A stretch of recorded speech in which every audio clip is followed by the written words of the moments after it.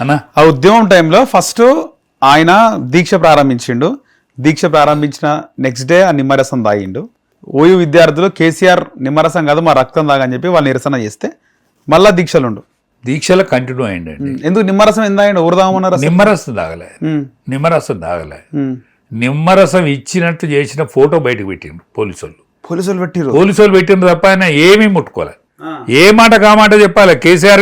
కేసీఆర్ గారి మీద నాకు కోపం ఉన్నది, రైట్, కానీ నిజం కూడా చెప్పాలి.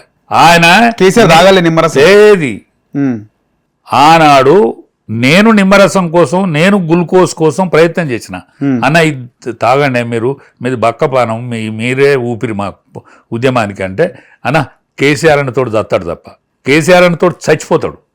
తెలంగాణ అచ్చుడో కేసీఆర్ చచ్చుడో, అవును తప్ప నేనేం ముట్టుకోను అన్నాడు. ఆయన ఇది ఎక్కిచ్చారు, ఆయనకేది సెలైన్ ఎక్కిచ్చారు తప్ప ఆయన నోటి ద్వారా ఏమీ ముట్టుకోలేదు కాక ముట్టుకోలే. అట్లా నిష్టగానే క్రిటికల్ పొజిషన్ పోయింది కదా. క్రిటికల్ పొజిషన్ పోయింది. ఆయన అరెస్ట్ చేసి మమ్మల్ని అందరిని అరెస్ట్ చేసి తీసుకుపోయి మమ్మల్ని కూడా హాస్పిటల్లో పెట్టారు. ఆయన ఒక్కడు ఉండనని లొల్లి పెట్టాడు. లొల్లి పెడితే మమ్మల్ని తప్పనిసరి తీసుకుపోతే నేను, జయశంకర్ సాబు, కెప్టెన్ లక్ష్మీకాంతరావు ఒకటే రూమ్లో ఉంటుంది. ఓకే. దాని తర్వాత విజయరామరావు సాబు వాళ్ళు వేరే వేరే రూమ్లలో ఉండరు. నాయన నర్సన్న వేరే వేరే రూమ్లలో ఉండరు.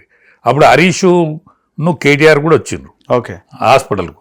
హరీషుకు ఇక్కడ దెబ్బ కూడా తాకింది. హరీషును కొడితే ఆయనకు అది కిటికీని బల కొడితే అద్దం. కానీ హరీష్ రావు దూకుడు స్వభావం ఎక్కువ. అంటే కేసీఆర్ ఇంత సక్సెస్ గానీ కారణం హరీష్ రావు కూడా. మాకంటే ఎక్కువ పనిచేసిండండి. మాకంటే దూకుడు కదా, అప్పటి నుంచి దూకుడు. ఇవన్నీ సమయస్ఫూర్తి, పనిచేసే విధానంలో ఆయన అందవేసిన ఏ మాట. కానీ ఈ 1200 మంది చనిపోయినారు అంటే దానికి అసలైన కారణం హరీష్ రావే. అట్లా ఆత్మహత్య చేసుకోవడానికి, కిరోసిన్ పోసుకొని తగలబెట్టుకోవడానికి హరీష్ రావు ప్రేరేపించిండు అనేది కూడా అంటారు. నిజమేనా? అగ్గిపేట దొరకలేదు హరీష్ రావుకి ఆ రోజు? లేదండి, అట్లాంటిది ఏం జరగలేదు. నిజంగా పోసుకుందాం అనుకుంటా ఒక స్ట్రాటజీ అనుకోవచ్చు హరీష్ రావు. సరే, హరీష్ రావు ఏం చేసిండు అనేది నేను లోపల ఉన్నా, నాకు బయటనైతే విషయాలు తెలియదు. తర్వాత తెలుస్తుంది కదా మీకు. తెలుస్తాయి. కానీ హరీష్ అలాంటి తప్పుడు పనులు చేసేటోడైతే కాదు.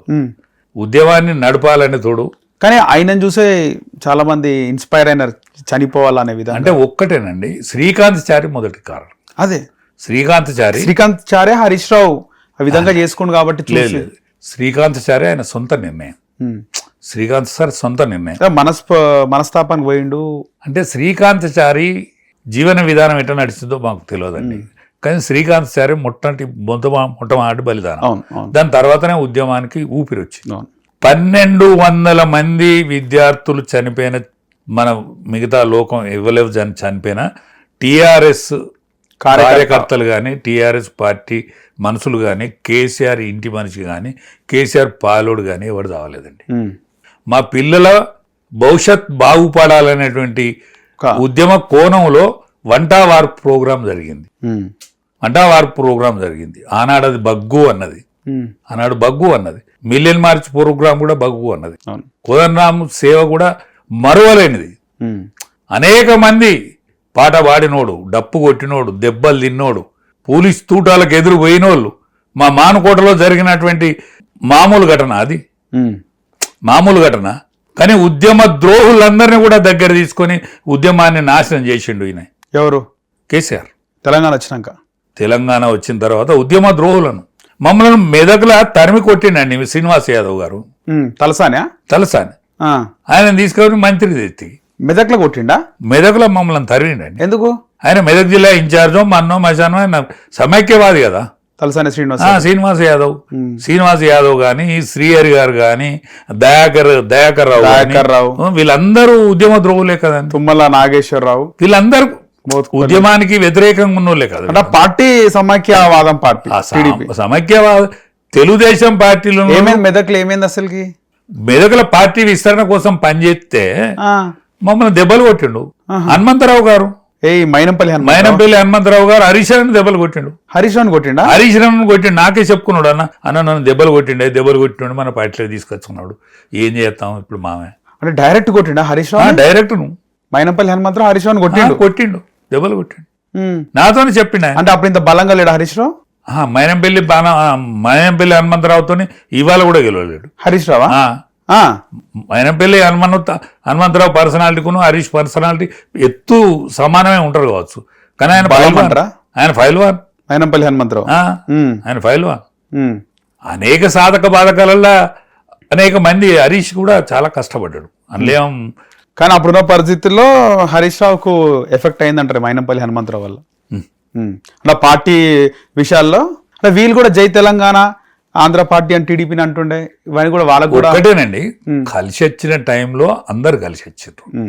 ఆనాడు పార్లమెంట్ మెంబర్ ఉండే మన ఇప్పుడు ఎవరు పొన్నం ప్రభాకర్ గారు,